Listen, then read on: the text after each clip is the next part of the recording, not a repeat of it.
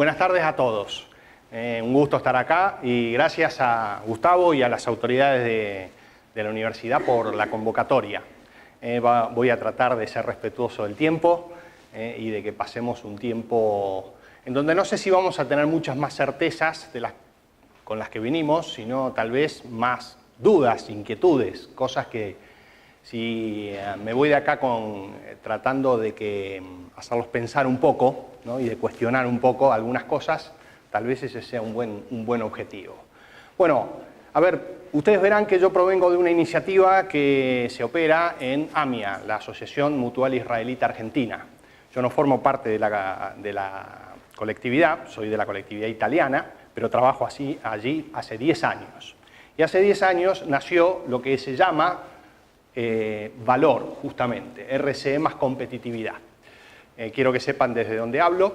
Valor RCE más competitividad no es una consultora asociada a AMIA, sino que es un proyecto cuya propiedad es de la asociación, pero toma un nombre comercial y esto tiene su explicación en que Valor forma parte de un clúster de experiencias latinoamericanas que el Banco Interamericano de Desarrollo, con la línea FOMIN, estuvo impulsando en toda Latinoamérica, justamente. Y entonces el caso argentino tomó este nombre que ustedes están viendo allí.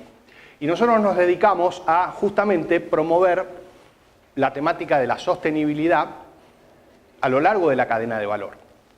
Se ha hablado de la temática de sostenibilidad de muchas maneras, es un término claramente amplio, ¿sí? Yo siempre me gusta pensar que la sostenibilidad tiene mucho de utopía, ¿no? Y eso a priori nos desconcierta un poco, porque lo utópico es aquello que no se puede realizar. Pero también me acuerdo de lo que Galeano decía de las utopías, ¿no? Y entonces Galeano decía que las utopías sirven para seguir caminando, ¿no? Son como ideales, como cosas tan grandes que cuando uno las ve, parece que son imposibles de llegar. Pero tienen esa capacidad, si están bien definidas, bien planteadas, de traccionar, ¿no? De motivar, es un ideal hacia el cual vamos. Y si en el camino no llegamos, bueno, vamos a ser supuestamente más felices, porque si no hubiéramos hecho ese ideal, se supone que se hubiera llegado a mucho menos. Esta es como la hipótesis que hay detrás del concepto. Me gusta pensar en sostenibilidad de esa forma, no como un sello, no como algún lugar a donde llegar, ¿sí? Yo no creo que haya personas responsables, ni empresas responsables, ni organizaciones responsables, como si eso fuera un sello, que uno lo logra para toda la vida. Yo creo que, bueno, es un proceso, es un andar y siempre hay que estar caminando. Pero les voy a contar un poco lo que hacemos y a partir de algunas nociones y pensamientos. Creo que quedó claro en toda la mañana de hoy, o por lo menos en lo que estuve, de que, bueno, el mundo se está volviendo a pensar un montón de cosas, ¿no? Yo acá les traigo algunas que voy a compartir con ustedes. Conceptos como competitividad, el enfoque de riesgo, el entorno, la interdependencia. Todos estos conceptos, yo soy docente también universitario, no soy docente profesional, yo me defino a mí mismo como un practitioner más que como un docente, como un practicante básicamente, pero sí tengo alguna actividad en el tema, dirijo una diplomatura de responsabilidad social y de sostenibilidad en la Escuela Argentina de Negocios en Buenos Aires, y entonces en esa tarea también de coordinar docentes y demás, es interesante ver cómo llegamos por ahí a la cadena de valor desde estas perspectivas. Bueno, hay mucho para decir en cada uno de ellos, pero claramente lo que me alcanza sería de que ver la complejidad que todo esto tiene, ¿no? Entonces, bueno, hoy a la mañana también se hablaba de algunos conceptos, ¿no? Como el concepto de monopolio, ¿no? Como si el monopolio fuera malo. Pero la realidad es que los empresarios, cuando se apaga la cámara y los micrófonos se van, lo que más desean es tener un monopolio. La verdad es esa. Entonces, por un lado decimos, no, el monopolio es algo malo, pero en realidad todo empresario en el fondo de su corazón quisiera tener un negocio sobre el cual maneje absolutamente todas las variables, ¿sí? Entonces, digo, es muy complejo, no es solamente los conceptos per se. Y muchas de las cosas que nosotros vemos que no ocurren en el tiempo tienen una explicación, siempre tienen una explicación. Y se puede sintetizar, si se quiere, en los famosos intereses. Los famosos intereses. Cuando yo pienso ¿Cuándo se inventó el auto eléctrico? ¿Alguno sabe más o menos en qué década? El primer auto eléctrico. 1880, en Escocia. Y la gran pregunta es ¿por qué no prosperó? ¿Algunos se imaginan algunas cosas? De 1880 acá no prosperó. Ahora parece que la gran novedad de esta época es el coche eléctrico. Pero digo, los intereses juegan también en todo lo que estamos viendo. Así que bueno, y en todo esto también es digamos, es un ambiente dinámico, interactuado, pero también con mucha interdependencia. Nos gusta siempre, cuando hablamos de cadena de valor, pensarlo desde la perspectiva del ecosistema, ¿no? Donde uno cuando toca una parte está tocando básicamente todas las partes. Hay reflejos en todas las partes. Y esto, en la jerga de la sostenibilidad, se puede entender como los famosos impactos, que fueron también mencionados bastante, ¿no? La ISO 26000, que es la guía de responsabilidad social para las organizaciones, habla justamente que, en su definición, que la responsabilidad social tiene que ver por hacerse cargo de los impactos que se generan. Y en esto yo tengo que decir que está científicamente comprobado de que respirar contamina, ¿sí? Así que no busquemos impacto cero, siempre va a haber impacto. Entonces, en nuestro trabajo nosotros, cuando vamos al terreno y tratamos de encontrar soluciones, hablamos de soluciones óptimas, no de soluciones perfectas. Y cuando hablamos de soluciones óptimas, serían aquellas soluciones que encuentran el mejor balance entre el impacto de las tres dimensiones que están en todas las definiciones de responsabilidad social, de sostenibilidad. ¿Cuáles son?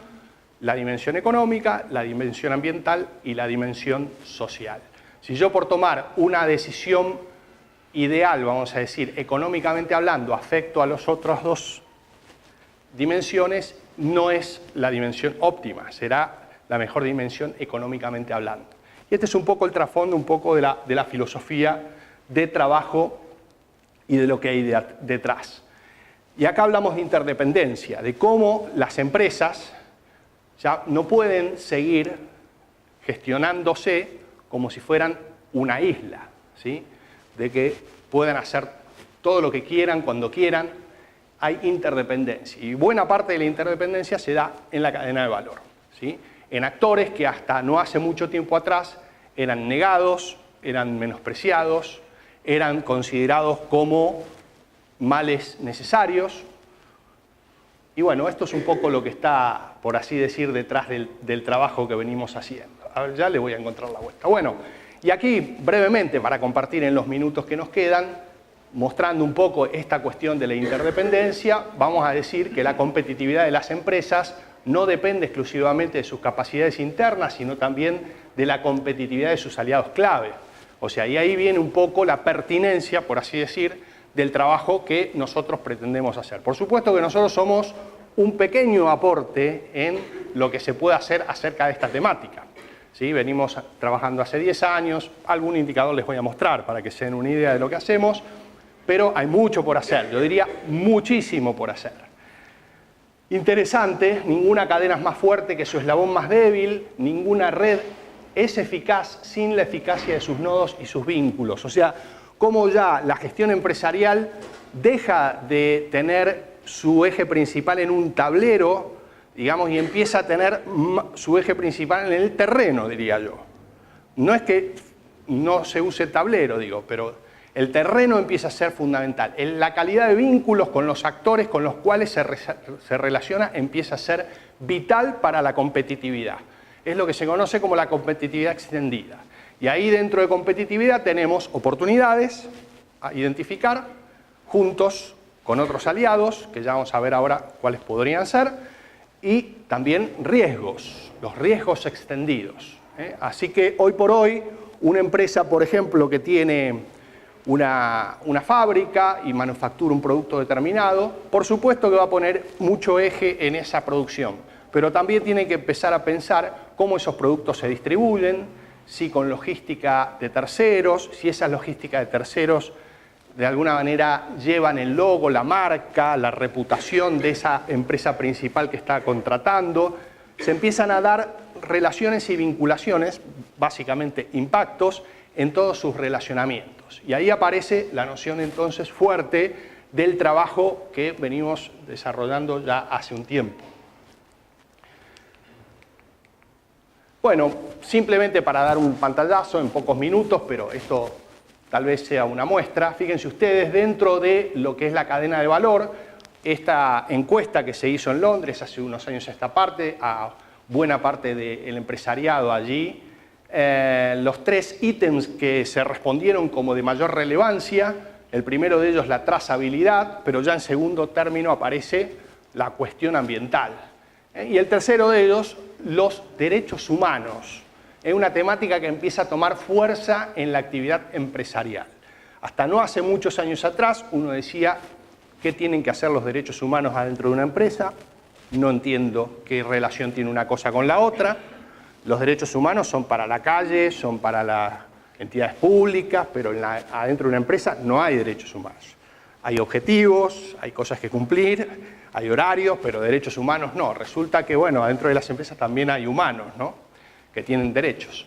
Y entonces, bueno, los derechos humanos deben ser cumplidos no solo en el ámbito público, sino también dentro de las empresas, y empieza a ser una temática fuerte de cómo ciertas empresas, para mejorar su rentabilidad, para mejorar su competitividad, terminan generando impactos en la violación de esos derechos humanos.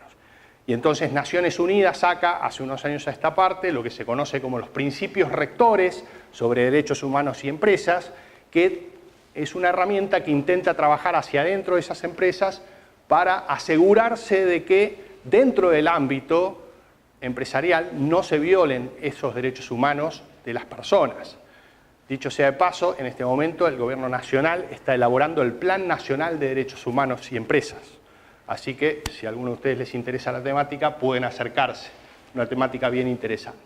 Pero las temáticas tienen que ver con esto. Y el punto 1, trazabilidad, me gustaría hacer un pequeño paréntesis, no habla solamente de trazabilidad en un sentido de asegurar, por así decir, ciertos estándares a través de todos los procesos, habla también de la importancia de generar fluidez en el negocio. En las cadenas de valor, conflicto es costo, es extra costo. Entonces, todo lo que tiene que ver con que el negocio fluya en sus diferentes sentidos está visto como un dato positivo. Y cuando hablamos de conflicto, hablamos de conflicto de lo más variado. Ustedes saben que en esta provincia se intentó instalar una empresa que tuvo que irse. Monsanto intentó instalarse aquí y no pudo hacerlo en la localidad de Malvinas Argentinas. Y bueno, a ver, de esto estamos hablando, de cosas bien prácticas, ¿no? En donde esta empresa tenía todas las licencias habidas y por haber, ¿sí? La licencia municipal, la licencia ambiental, seguridad e higiene, el registro público de comercio, bueno, y así podemos citar todas. Pero ¿cuál le faltaba? Lo que se conoce hoy día como la licencia social para operar. Esa empresa, de alguna manera, le faltó desarrollar las relaciones, las vinculaciones con diferentes actores de la sociedad para asegurarse y garantizar que iba a poder llevar adelante su operación. Esa licencia, por supuesto, no se tramita en ninguna organización pública. Tiene que ver con dialogar con la sociedad con la que va a interactuar. Pero claro, muchas empresas vienen de, yo diría, décadas de no hablar con la sociedad porque mientras tenían sus papeles en regla, la sociedad tendría que soportar, por así decir, de que las empresas se instalen y hagan lo que tengan para hacer. Total, las empresas tenían su permiso. Bueno, eso empieza a cambiar ya hace un tiempo a esta parte y empezamos a ver este tipo de cuestiones. Y no es la única el caso que yo traigo, hay muchos otros casos. Hay otro caso de otra empresa que no vino aquí a instalarse justamente por el antecedente este que les estoy mencionando. Y se terminó instalando en Campana. Y entonces apareció el intendente de la localidad, de otra localidad de aquí de Córdoba, diciéndole a la gente de la sociedad: muchachos, tengamos cuidado porque esto eran 300 puestos de trabajo, eran, no sé, la cantidad de millones de pesos en impuestos que ya no van a quedar acá, van a quedar en Campana. Digo, la complejidad, ¿no? Parece fácil decir, no, si la empresa no me gusta, que no se instale. Pero la verdad sea dicha, La actividad privada es la única creadora de riquezas en las sociedades. Entonces, primera sostenibilidad que una empresa debe asegurar, la financiera, la económica, su negocio. De esa dependen las otras sostenibilidades. Ahora, si por garantizar esa sostenibilidad la empresa se lleva todo puesto, bueno, ahí estamos fuera de balance y empiezan todos los problemas. Y de eso es un poco lo que se intenta trabajar desde estas temáticas. Muy bien, desde otro costado también estamos trabajando en la implementación de una guía, que es la ISO 20400, reciente, se emitió el año pasado, sobre compras sostenibles. Pensamos que si vamos a trabajar en la cadena de valor, tenemos que incidir en un momento clave, que es el momento transaccional, cuando las empresas compran. En la forma de comprar hay mucho impacto, y se puede dar un impacto del lado positivo, pero también del lado negativo. ¿Qué mira una empresa muy esencialmente, muy básicamente, muy genéricamente cuando compra? Bueno, yo diría que precio, calidad, volúmenes, plazo de entrega, especificaciones del rubro. Si yo tuviera que hacer un rectángulo más grande por la importancia, yo creo que el de precio taparía toda la pared, ¿no? Porque básicamente las empresas, es muy difícil que el factor precio no sea incidente a la hora de definir una compra. Hay industrias e industrias. Obviamente hay industrias en donde la calidad y la diferenciación y otros aspectos juegan mucho, pero básicamente el precio. Y el precio es un verdadero predador, digamos, de muchos otros factores. Es un gran generador de impactos. Porque cuando uno dice, bueno, yo me compré una camisa a buen precio, la gran pregunta es, ¿vos sabés quién la hizo y por qué llegas a ese precio? ¿Sabés si ese precio tiene que ver con gente que trabaja en negro? ¿Sabés si aún peor, ¿no? Gente trabajando como esclavos, niños trabajando en un taller? Vos decís, no, yo solo me compré la camisa, me gustó, estaba a buen precio y me la compré. Hablando de impactos cruzados, ¿no? De cómo muchas veces, queriendo o sin querer, terminamos alimentando con el consumo muchas de las cosas malas que las empresas llevan adelante.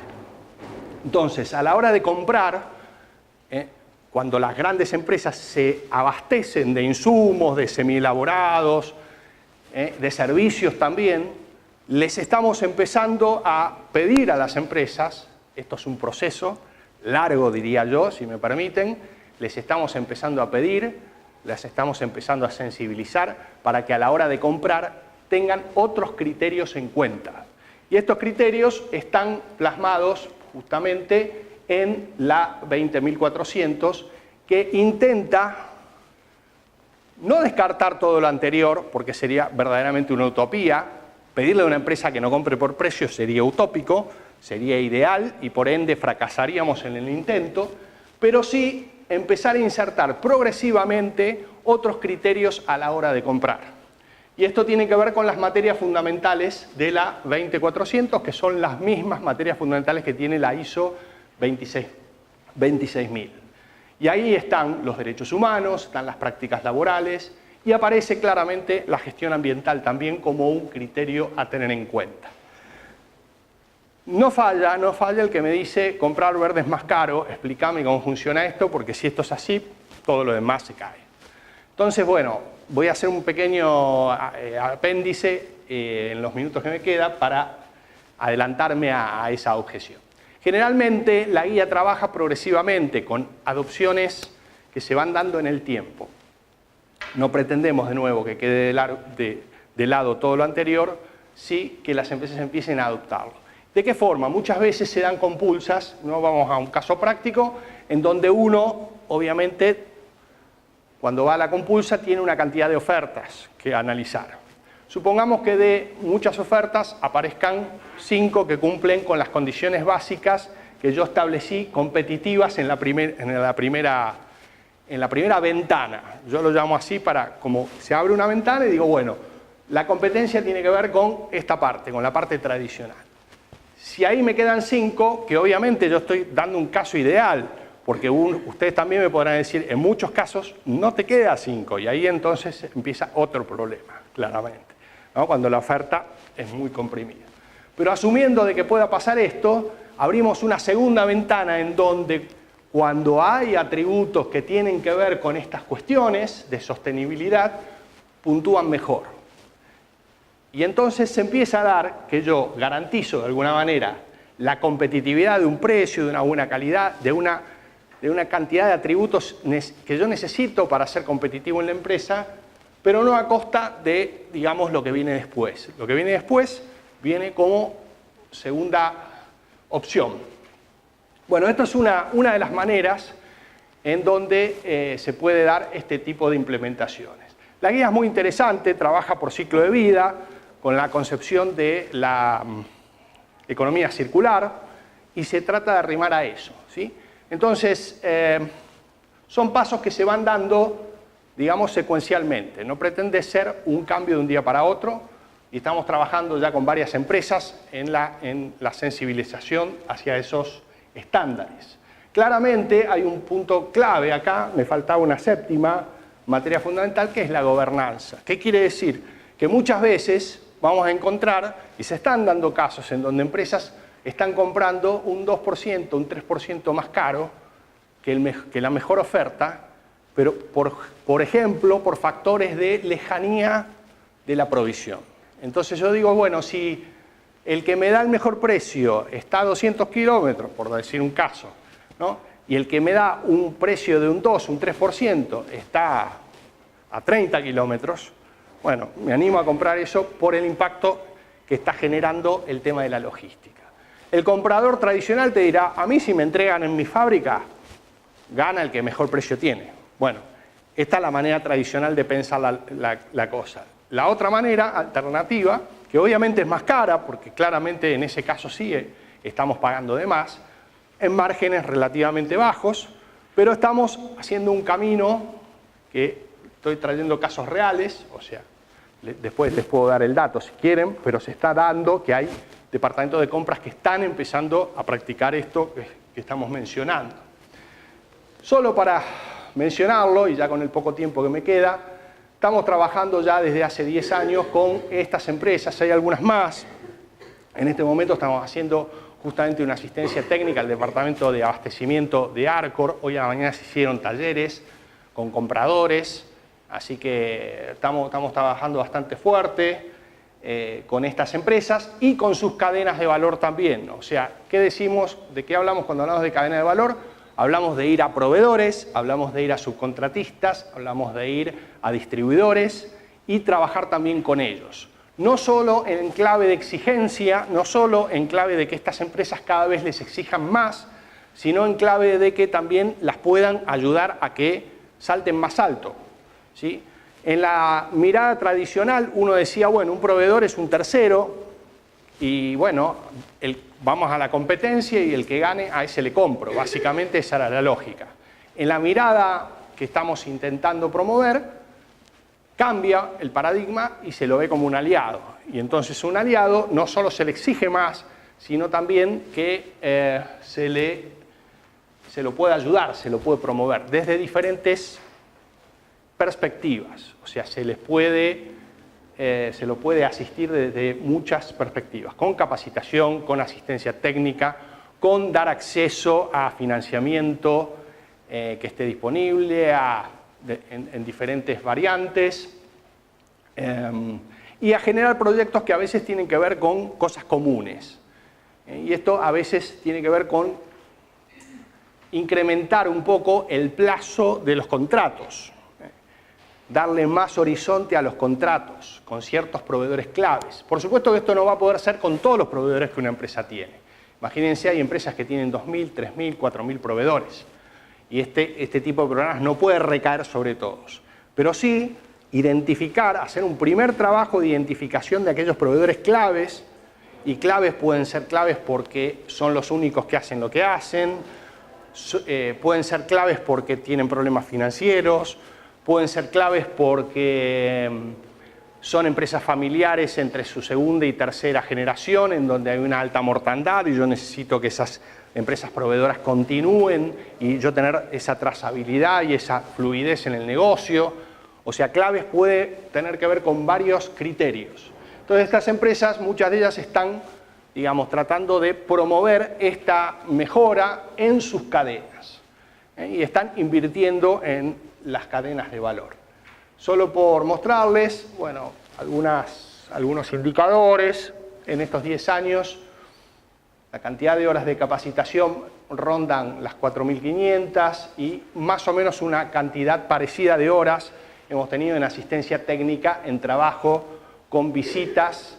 Digamos, nosotros trabajamos a través de capacitación grupal de proveedores y, digamos, distribuidores, contratistas, y después instalando planes de mejora en empresas que son de la cadena de valor también de estas grandes compañías. Y básicamente tenemos este trabajo. Ahora, por ejemplo, estamos trabajando con distribuidores de la empresa Henkel en Rosario, es un caso. Estamos trabajando con las 43 concesionarias de Toyota en el país para asistirlos para que hagan un programa con la comunidad. ¿Por qué Toyota contrata a un servicio como el nuestro, a un programa como el nuestro, para trabajar en esta cuestión?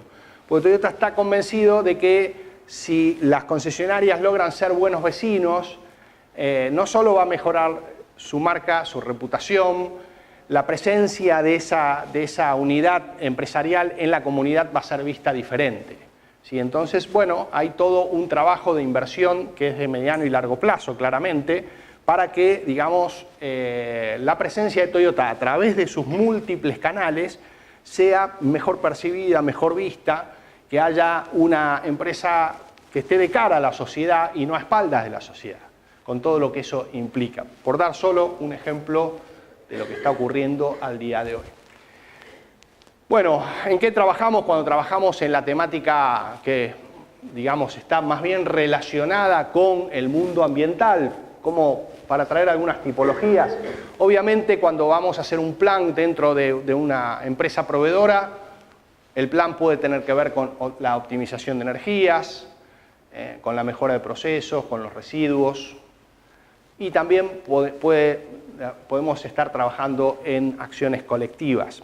Por ejemplo, en la distribución logística hemos trabajado mucho, donde se da mucho impacto en el ambiente, llevando adelante planes de disposición final de neumáticos, planes de disposición final de los aceites que se usan en la industria, reutilización de agua que se usa para lavar los camiones, cuando esos camiones están aplicados a industrias que tienen alto contenido, digamos, de residuos o tóxicos.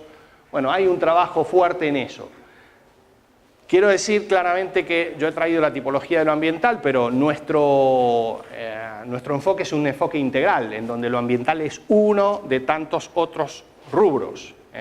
Nuestra metodología tiene básicamente las dimensiones gobierno corporativo, todo lo que tiene que ver con conducción de una empresa, prácticas laborales, gestión ambiental, inversión social o comunidad, la temática de compras o abastecimiento, la temática de marketing o comercialización, y básicamente esas son las dimensiones, las grandes dimensiones que trabajamos, y bueno, con muchos de ellos hemos estado trabajando.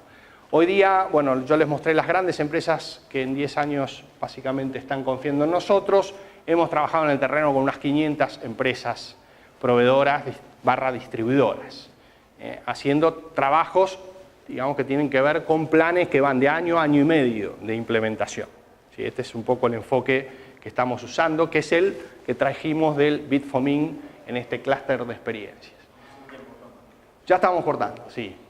Bueno, simplemente para mostrar, traje no ya del programa, sino iniciativas que tienen que ver con esto, con la relación que a veces muchas empresas adoptan en el ambiente en el que están y con actores poco habituales.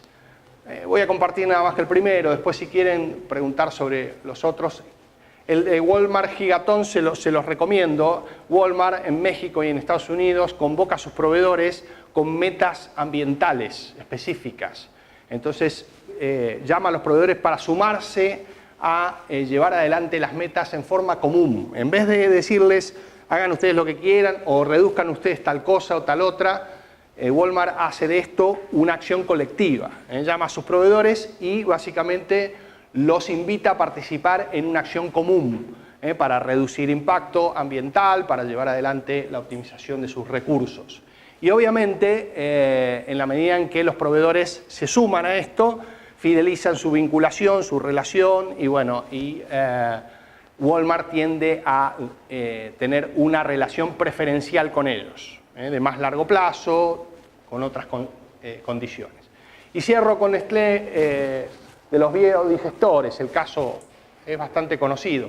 En toda la frontera de México, Nestlé tenía un problema serio en lo que tiene que ver con la leche, con el estiércol de las vacas. O sea, tenía un problema serio porque el costo que implicaba para esas granjas la remoción de ese residuo era altísimo. Y entonces, bueno, Nestlé está en un proyecto ya desde hace muchos años que tiene que ver con generar biodigestores que permitan digamos, la autonomía eléctrica a través de estos sistemas. Yo no le sigo mucho el rastro, pero bueno, la última vez que vi estaba funcionando y le permitía a estas unidades, y este es un típico enfoque, digamos, de sostenibilidad, que lo que antes era un problema, el residuo, el estiércol de vacas y todo lo que eso implicaba, la remoción y demás, todo el costo, el extracosto, hoy este estiércol viene a ser el insumo básico, digamos, de estos biodigestores para que se genere energía. Y entonces, bueno, como muchas veces a través de este tipo de implementaciones se pueden generar cambios, digamos, en la matriz. Y bueno, este es un pequeño ejemplo y les dejo, último de mi parte, así no me extiendo tanto, el dato del gigatón, ¿no?, que es el de Walmart que les comentaba. Si ustedes quieren acceder a más información, yo se los puedo brindar. Así que bueno, yo estoy a disposición de ustedes para lo que quieran.